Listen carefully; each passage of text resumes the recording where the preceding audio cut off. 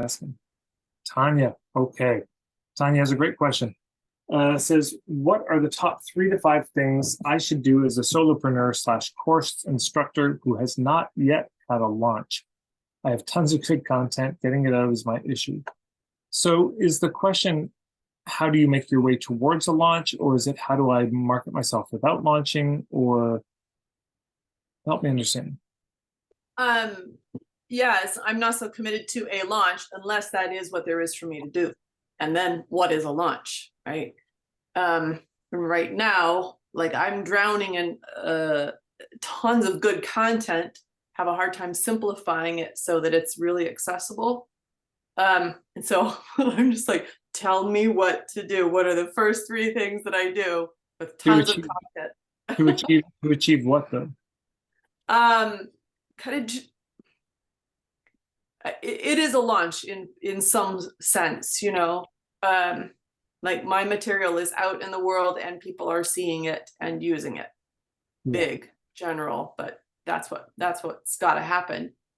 And I get bogged down in the, oh, you've got to have all the media, social media, you got to do all these crazy things that I know is not what there is to do. There's just actions to take and getting in front of people, and offering a free offering makes totally sense to me. And I'm busy cobbling together a number of those. But beyond offer some free offerings, like what are the specific things that could get things moving sooner, like in the next 90 days? Not because I have to have the money, but it's like it's got to have some teeth that are catching somewhere, because I just keep giving it away. And having people tell me, why are you giving this away? This is crazy. Okay. So I'm in that cog, stuck cog. Yeah. Well, these are some thoughts. I do think, I mean, the reason I've been promoting Bradley Morris's stuff so hard is I think this idea of a signature talk for a service provider is the best idea there is. I did just watch that. It was amazing. Great.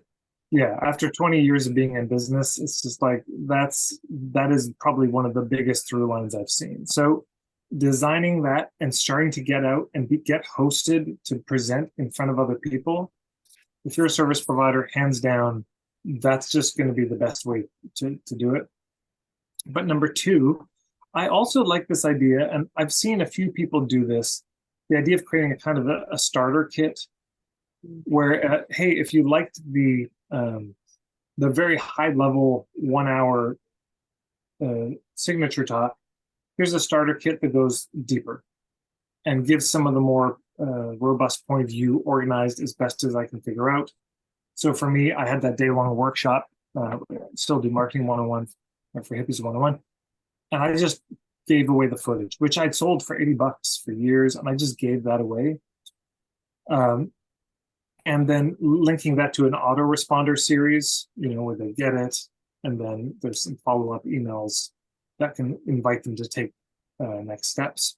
And the other one is a colleague of mine who I've been working with, who I recommend. Now, this guy is really not going to be a fit for everybody, because I think you have to be a certain level of advanced. The clearer your niche is, the better it's going to work. If you're new to the whole point of view thing, this won't work as well. But Ross O'Loughlin, conversionengineering.co, I recommend checking out his stuff. I think he's a lot savvier about a lot of parts of marketing than myself. But his thing is, how do you market without launching? How do you get the clients without having these big, exhausting launches? I don't think I'm as against launching as he is, but there's no doubt it's like launching a rocket, and God, how much goes into that? How much fuel is used to get out of the stratosphere and all that? So he has some really good thoughts about ways to do it. Facebook ads can be involved in this. But it's always the same idea. You do a Facebook ad that gets people to join your email list, maybe get the starter kit. They delve into the starter kit. They really like it. Through a series of emails, this is, well, here's another step. If you're interested, here's something else. And they're kind of in the loop then. And something that's very important, and I've heard this and seen this everywhere, and Ross said it in one of his presentations. Let's say 15% of people will buy now. 85% of people will buy that. That's just so important to grasp.